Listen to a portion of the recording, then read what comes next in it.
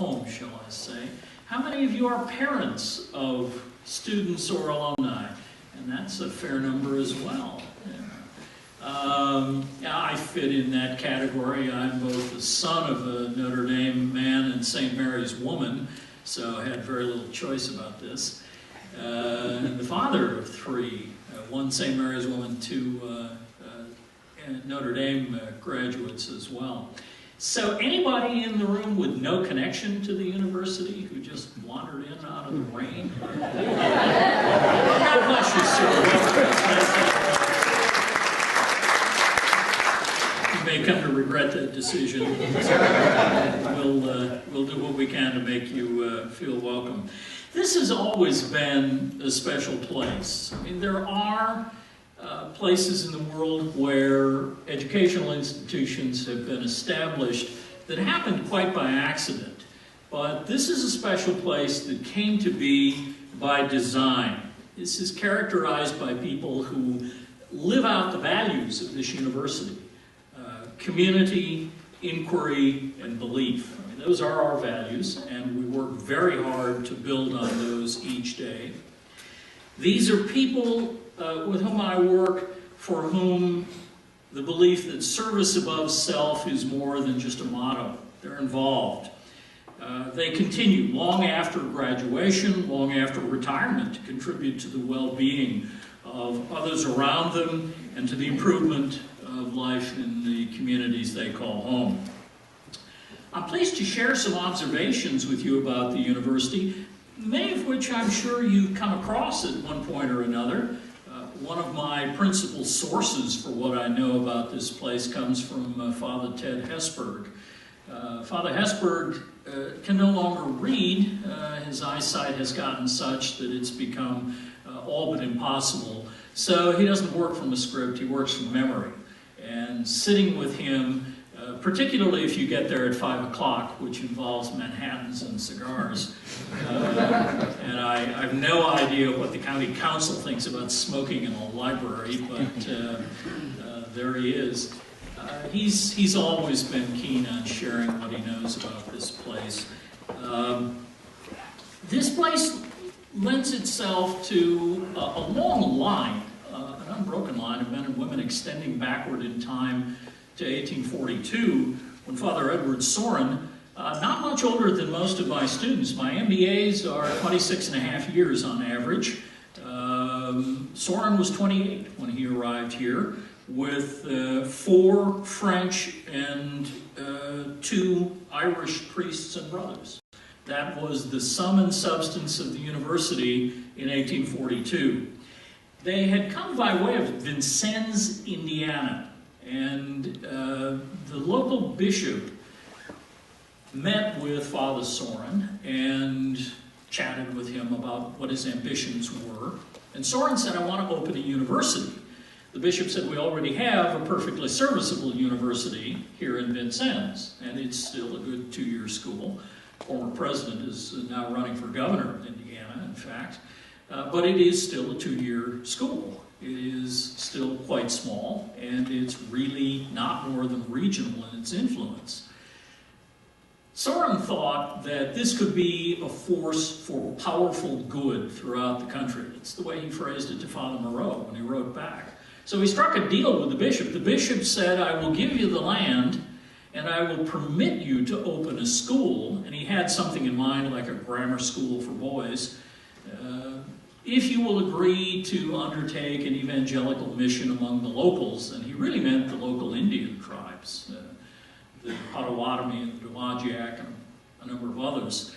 And so Soren readily agreed to it. Entrepreneur that he was, he said, you know, that's part of my day job. You know, we do that anyway, and my real ambition is to open a university.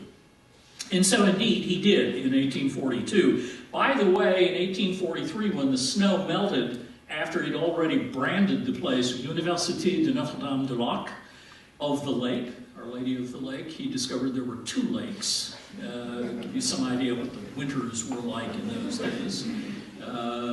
They were very much the same in the 1960s, as I recall. But he said, no, we're fully branded at this point, no point in changing the name.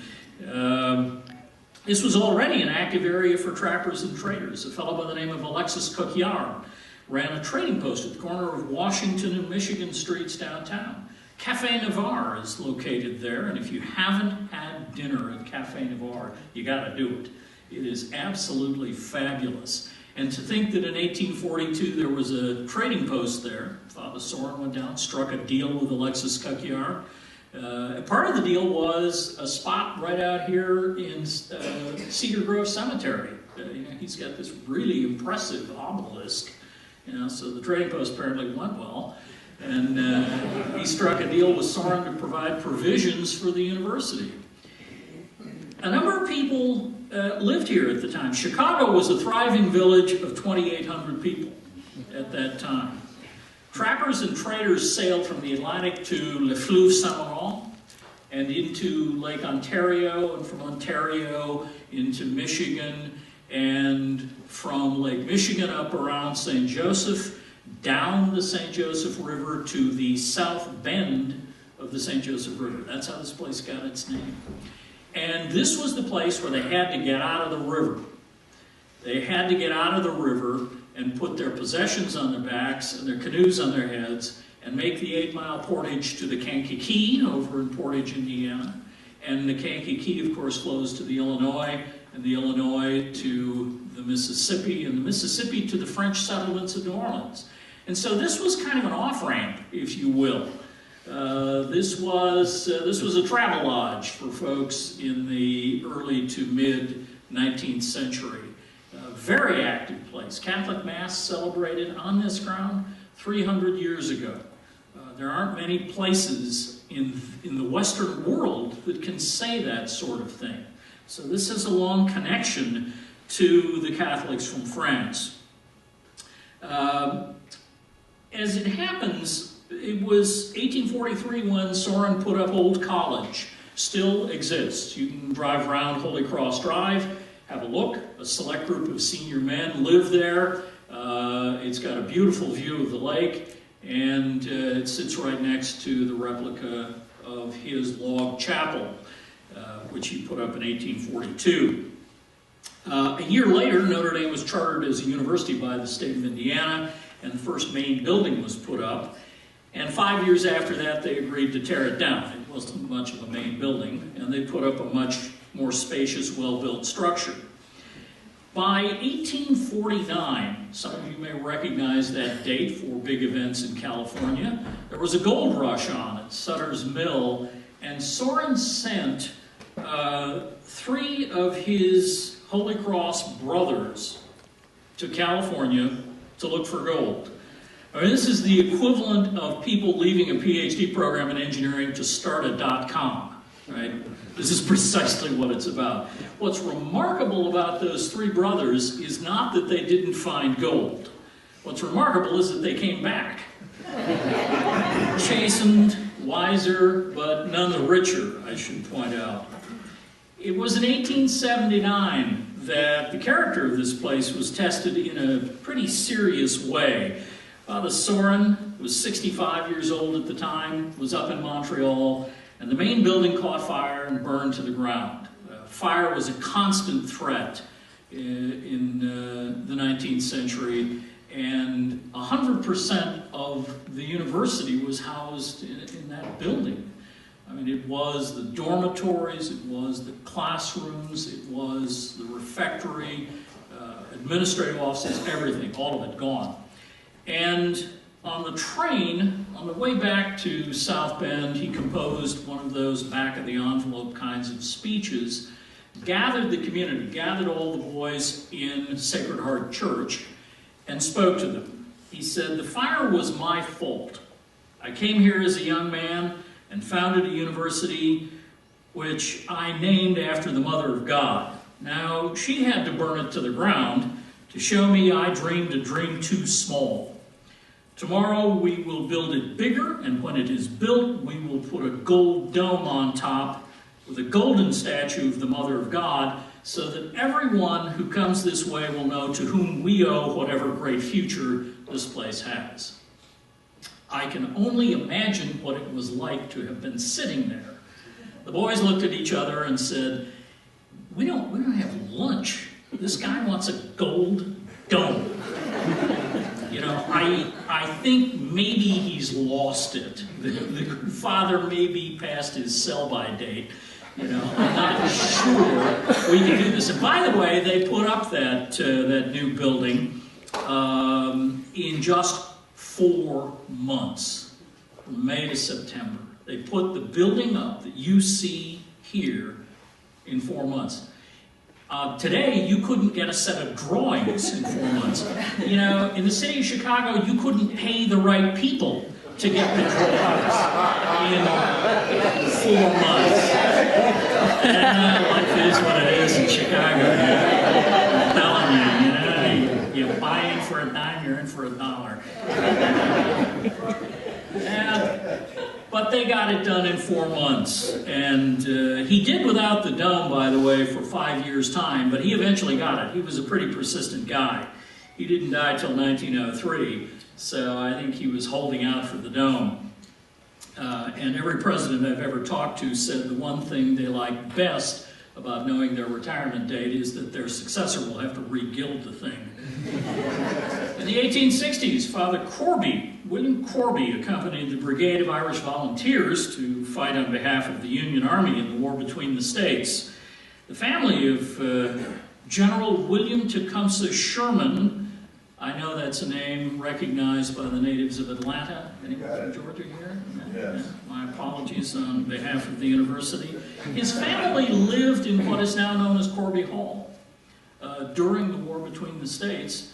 And in 1865, when the war was over, following Appomattox, he rode out here to collect his family and was our commencement speaker. There is no shortage of controversy around commencement speakers here. Starting with General Sherman. I have no idea whether he recounted adventures in the American South or not, but he was welcome nonetheless. This is also a place of perseverance and dedication. In the 1880s, Jerome Green was the first person to send a wireless message in North America. In 1886, transmitting between Notre Dame and St. Mary's College across the street. There is no entry in the historical record indicating whether the girls called back. But some things don't change. In 1893, Albert Zahm, Notre Dame's first celebrated scientist and engineer, explained for the first time in the United States how to launch and control an airplane from the roof of Science Hall, which is now known as the LaFortune Student Center. In November of 1931, Father Julius Newland discovered the formula for synthetic rubber, played an enormous role in helping the Allies win World War II. The role was big enough that Franklin Delano Roosevelt paid a personal visit to Father Newland in his laboratories here. DuPont later developed the product, patented it with his help. And in 1964, John Nicolaides demonstrated the first parafoil, testing it himself just east of the stadium. I was here when he did that. I was living in Cavanaugh Hall at the time, and a fellow named McGuff, also from Georgia, came down the hall and said, "Hey, O'Rourke, what you doing?"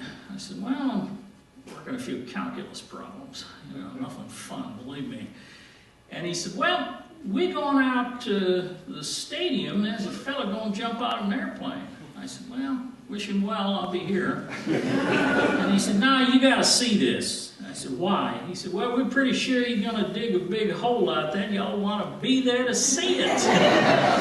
So I said, "Oh, Patrick, well, okay, I'm convinced." So we went out to a field east of the stadium, which is where the Joyce Athletic Convocation Center, Purcell Pavilion are now, and I got the kind of pre-mission briefing that this fellow was testing a new design. What he had was an idea for a parachute. Parachuting up to that point through World War II and the Korean War, not a long period of time, you know, really a couple decades, was a pretty risky enterprise. So this is essentially a controlled collision with the Earth. And even with a really good pair of boots and a good PLF, you know, you can get blown into a building, into a tree, into a power line. it's a high-risk enterprise. You know, as an Air Force officer, I always brief my crews to never leave a fully functional aircraft voluntarily. We kind of followed his design, and essentially what he had was an idea for a new kind of parachute. And he drew up the designs on his design table. He did what the computers of the day would permit him to do by way of testing. He made some small mock-ups, which he tested in the wind tunnel, and he even made a prototype which he flew on the South Quad like a kite. But you come to a point at which you got to quit designing and somebody's got to go fly the thing. And so, customarily in academia, what you would do is get a graduate student and explain the benefit of being cited in the footnotes and encourage him to test it for you. John said, you know, this was my idea, and I'm not going to let any young man risk his neck for my crazy damned ideas. I'm going to do it myself. And so there he was. We saw this de Havilland Twin Otter circle the field, and you know, out came the smoke, out came the flags, and the winds were nominal in the drop zone, and they drove up to around 3,000 feet. And there in the doorway of the aircraft was the aging corpulent frame of John Nicolaides, Doctor of Philosophy and Professor of Aerospace and Mechanical Engineering, wearing a tweed coat, Oxford button-down shirt, and on the thought it might help wingtips. And he pushed himself out the door, you know, and we all said, oh, this is going to be good. And with his eyeglasses on and his necktie flapping, hurtled through the air, and we sort of held our breath for a moment while he reached for the D-ring, pulled the lanyard, and deployed the canopy. Out it went. And we kind of went, ooh, that was cool. And then he sort of floated around a bit and got within about 300 feet of the earth and did something no human had ever done. He turned that canopy upwind and climbed. Turned it back downwind, descended, and landed without scuffing his shoes. Colonel Jack Stevens was standing next to me. I don't know if anybody remembers that name. He was a garrulous character that we turned loose on the athletic department at one point. And he was the chief of the ROTC program for the Army here at that point. He's the only guy on campus shorter than me, so I wanted to be next to him. And, you know, he said, and I'm paraphrasing Colonel Stevens now, he turned to me and said, holy crap. And I said, well, yes, sir. You're right about that. And what John had just tested was a parafoil, a square rigger. The thing is designed like an airplane wing, but it inflates, and it's steerable like any control surface on an aircraft. And it's far safer than a circular modified chute. And, you know, what's interesting is that I told this story to a group of supervisory development students probably 20 years ago. And a woman in the crowd approached me afterward and said, well, you know, I was at a children's clothing company over on the west side of town, and we made that for him. It was made out of the same nylon we made windbreakers and that sort of stuff. He said, I've got that in my office. Would you like it? I said, sure, bring that on out. So she brought the box out, and there it is. It's orange and white parafoil. So I called John. Okay, he must have been 100 by then. And he was out in San Luis Obispo, California. I said, John, I got your parafoil. I got the prototype. He said, want to try it? I said, I may take a pass on that, John. Thanks for the offer, though. He was thrilled to know it was still around. Still in my file room over in the Mendoza College of Business. Nobody knows what it is. I'll have to leave a note on that when I retire, explaining what that's all about. A good friend, Dr. Eric Weishaupt, Notre Dame class of '69, won the 1995 Nobel Prize for Medicine. He was Notre Dame's first Nobel laureate. Eric continues a great tradition of excellence today in the sciences at Notre Dame, continued by research giants such as Albert Laszlo Barabasi. I bumped into Emil Hoffman. I don't know if any former chemistry students here, anybody recognize Emil's name? Yeah. It depends on which crowd you're in. Yeah. Let's say the whole name. Yeah. We used to have a ditty at Christmas that was sung to O Tannenbaum. Oh, Hamilton, oh, Hamilton, how we despise your chemistry. He's legendary around this place. And when the weather's good, you'll find him in his field office, which is a bench in front of the main building. And I walked up on my way to a meeting in the main building. I try to avoid those whenever I can, but unsuccessful in this instance. I was headed in, and I walked by, nodded. I said, "Professor?" He said, "Professor?" I said, "How you doing?" He said, "Sit down." I said, "Okay." So I sat down, and we were interrupted a couple of times, once by Tim Scully, who rode up on a bicycle. Emil said, "Well, here comes trouble." By a couple of his young undergrads that he was holding court with. Eventually, the discussion turned to chemistry, as it usually does with Emil. And he said, "You know, we've had a long string of pretty good chemists here." I said, "Yeah, I know Marvin Miller. I think he's a prince of a guy." And he said, "Well, you know, I said to him, you know, Eric Weishaupt won the Nobel Prize, former student of yours." And he said, I know. He said, "I think, you know, Laszlo Barabasi might win the Nobel Prize, but nominated a couple of times." And I said, "So what do you hear from Eric?" He said, "Well, you know, I was thinking about him not long ago, and I went into the main building, into the registrar's office, and I said, 'Harold, I'd like to review a student record jacket.' He said, 'All right, here you go. Tell me which one.' He said, 'Eric Weishaupt, class of '69. So he went in, pulled the record jacket, put it in front of Professor Hoffman, and he said, I looked through there, and he said, yeah, there it is.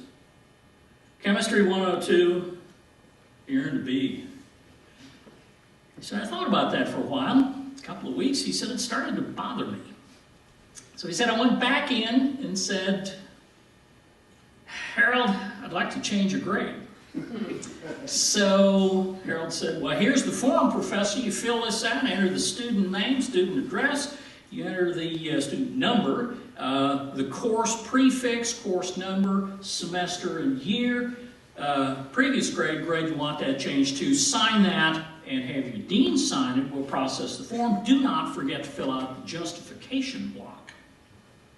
So Emil sat there and filled it out, and he put Weishaupt, Eric A, fall 1965, Chem 102, grade earned B, new grade A, justification block. He said, I hereby accept the Nobel Prize in Medicine as extra credit for points not earned on fall winter quizzes in the autumn of 1965. And so his dean signed it, and he gave him the form, and our registrar, Harold Pace, said, okay, I've got the form here. He said, this is your copy. He said, here's the copy for the student. What shall I do with that?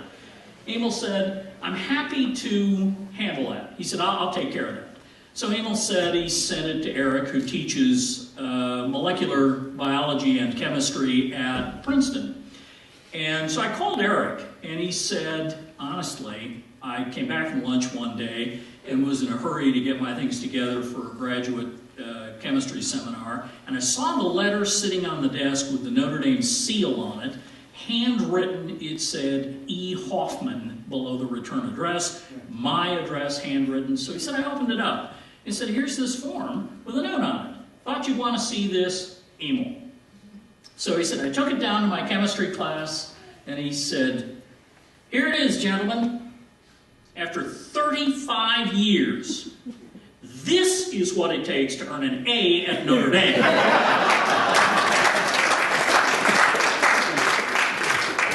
if you're here long enough, you'll hear 1,000 stories about this place, about Nobel laureates, chief executives, Heisman Trophy winners, and homeless shelter organizers.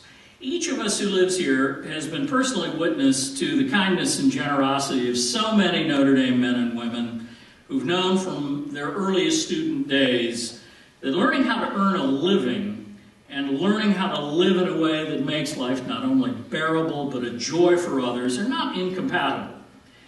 Mary Catherine Kassam earned a bachelor's degree from Notre Dame in 1990. She earned an MBA in 1996. She went to work for a Big Four accounting firm in San Francisco after receiving her MBA, but was involved in an auto accident not long after arriving in California. Unable to work, she was let go by her employer. They simply gave her notice and put her out the door. I'm still mad at those guys. Big Four accounting firm I will not identify, but still mad at them. You can probably, you can guess and have a 0.25 chance of getting it right. Mary needed help with the most basic of things from day to day. And when I heard of it, I wasn't sure what to do. So I called one of her classmates, a fellow named Corky Vickers, W. Cordell Vickers III. He's a New England prep school kid. He says, "I've got it, Professor. I can handle this." And I said, "Handle this? I mean, prep school, you can't change a tire. How the hell is he going to do this?" So Corky agreed and honestly organized Notre Dame men and women in the Bay Area. They called on Mary Catherine.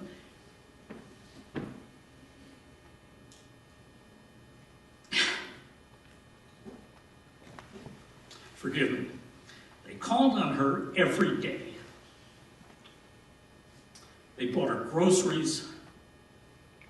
They saw that she got back on her feet. So, my apologies, but I've got to tell you, it's not the only story of its sort. These are really good kids.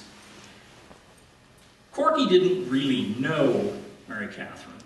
Corky didn't really have a connection there, but the connection was through me, and he said, "I'm happy to do this." And this was not a trivial issue. I mean, if you're trying to find a parking spot in San Francisco, this is not easy. It was remarkable. I went out there. I flew out there about, the better part of 8-9 months after this occurred. And Corky said, "Why don't we go up to Paul Hobbs' place in Sonoma?" And I said, "Okay, well, that would be fun." Paul is, I got to tell you, there's actually a story there. Paul Hobbs is the 10th of 10 boys. And he came to Notre Dame to study chemistry, to be a doctor.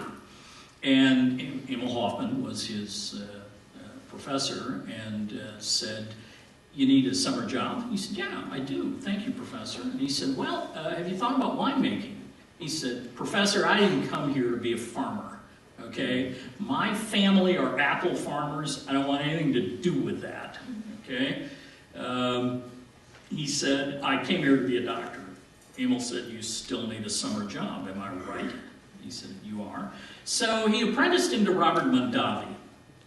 Mondavi loved the kid and thought he was really good, gifted at what he does. And in point of fact, he is perhaps the most gifted winemaker I've ever met. The Cundy family gave him a portion of the Cundy estate up in Sonoma. He produced about 6,000 barrels his first year. He's producing right now about 250,000 barrels a year, which pales with the 6-8 million the Gallo family produces.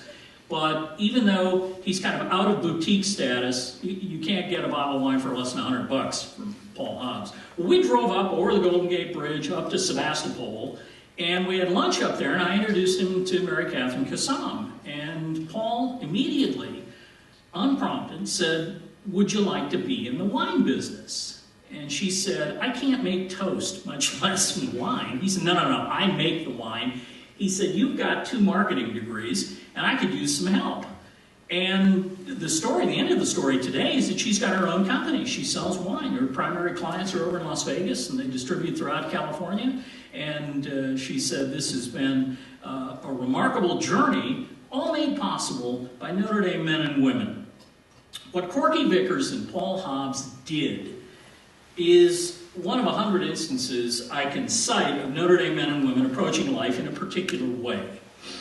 The people who make those life-affirming stories happen didn't simply develop their integrity in an alumni association meeting or in an ethics class. They became who they are as a result of a conscious decision to buy into the character and ethos of Notre Dame as students. What I would tell you is it's not too late. You can still do it. I should tell you we're different at Notre Dame. We make no apology for it. We talk about ethics and morality in our classroom.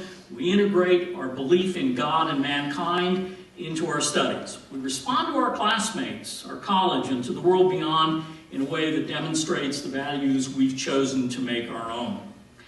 As you may know, we work in a collaborative, cooperative spirit, demonstrating a willingness to step in and help a colleague or classmate who needs it. We've also made it a point to take the Notre Dame spirit with us, to employ it when it's needed most, and to involve ourselves in our organizations, in our communities, and in the lives of people around us. Notre Dame and the Mendoza College of Business, where I teach, according to the Wall Street Journal, produces students who know how to listen, how to empathize, how to relate to others in the workplace and the community. We ranked second in a recent journal survey of corporate recruiters in communication skills, interestingly. I found that interesting. Ahead of Yale, behind Dartmouth. I told the dean at Yale that if his students would just try harder, they could be number 2. Given that he didn't know who I was, I got an odd look. Not surprisingly, those same recruiters said they could rely on Notre Dame students to keep their word, to tell them the truth, and to deliver on promises. They said that about no other school in the survey. As lifelong members of this community, I tell my students that this place will change them in some powerful and positive ways, if they let it. Of course, they're only here for a few years, 4 at most.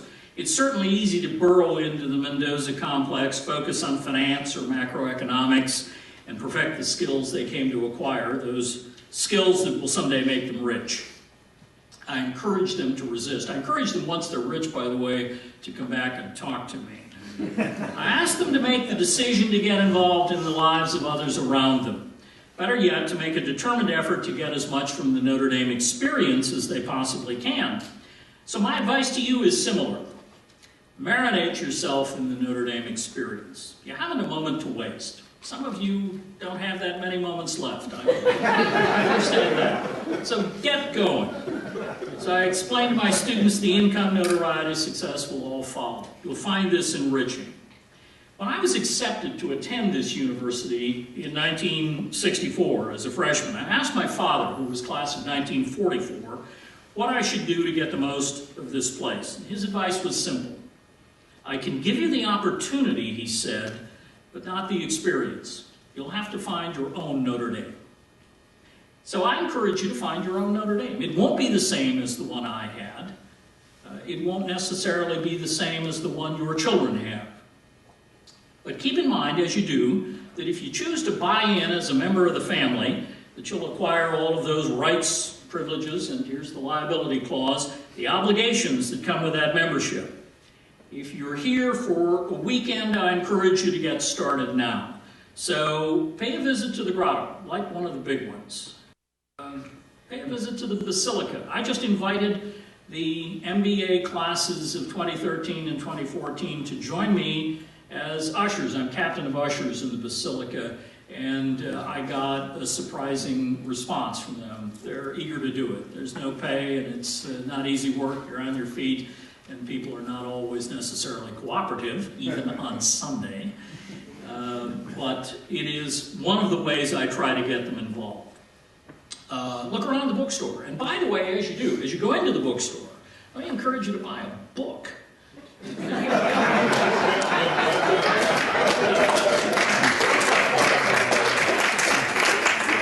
It doesn't have to be one of mine, but if it is, I'm fine with that. Let me encourage you to read it. Let me encourage you to share it with someone. keep the culture of literacy and learning alive. Enjoy the experience. Stay connected. I hope you'll find the experience of being here and connecting with the Notre Dame family both valuable and worth repeating. For today and for the days ahead, I wish you good luck and God's blessing. Thanks for having me here.